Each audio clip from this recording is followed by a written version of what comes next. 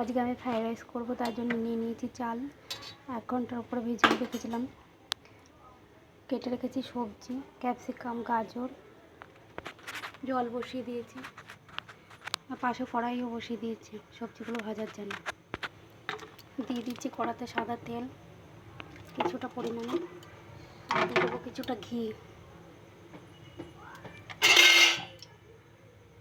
ঘি আর তেল গরম হয়ে গেছে, দিয়ে দেবো গাজর। জলের মধ্যে দিয়ে দিচ্ছি নুন, তেজপাতা আর গোটা গরম মশলা।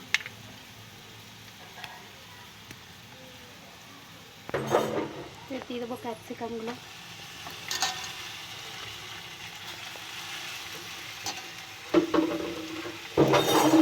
জল ফুটে গেছে, ভিজানো রাখা চালটা দিয়ে দেবো।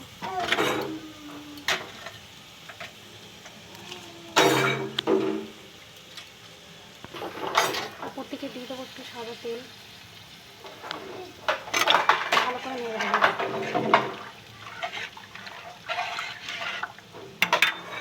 এদিকে আমার গাজর আর ক্যাপসিকাম ভাজা হচ্ছে। এখানে দিয়ে দেবো কিছুটা নুন,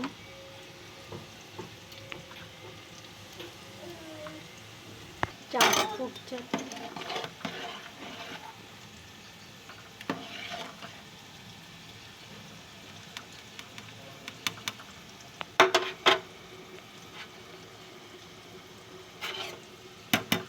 হয়ে এসছে, আর এদিকে দিয়ে দেবো কাজু বাদাম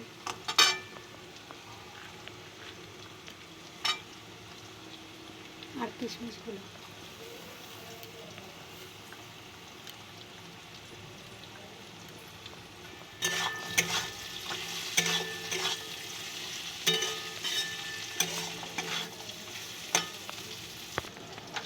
ভাতটা নামানোর আগে দিয়ে দিচ্ছে 1 চিপি গোলাপ জল।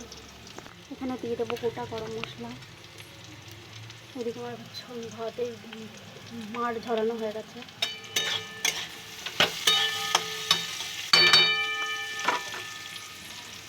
এগুলো ভাতগুলো এখন এক এক করে এর মধ্যে দিয়ে দেবো।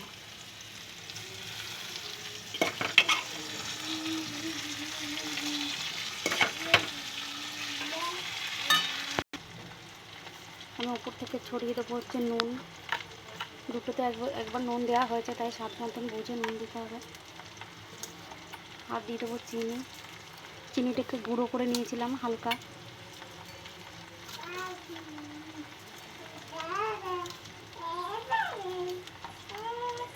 দিয়ে দেবো একটুখানি ফ্রাইড রাইস মশলা, বাজার থেকে কিনে আনা। আর দিয়ে দেবো ঘি।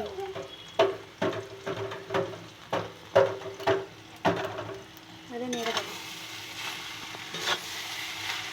ভালো করে মিক্স করবো।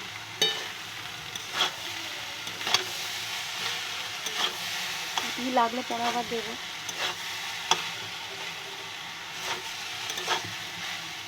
চালগুলো একটু ভাঙিনি, পুরো গোটা গোটাই রয়েছে।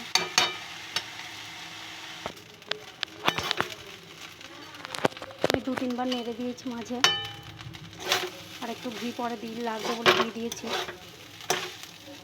দেখো আমার ফ্রাইড রাইস পুরো রেডি। হালকা আর একটু ভাজা ভাজা হলেই নামিয়ে দেবো।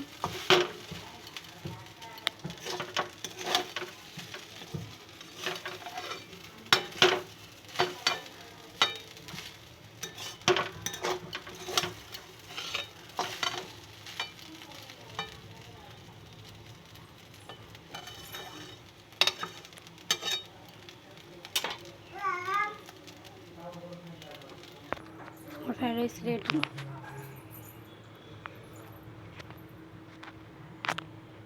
পুরো ঝরঝরে হয়েছে।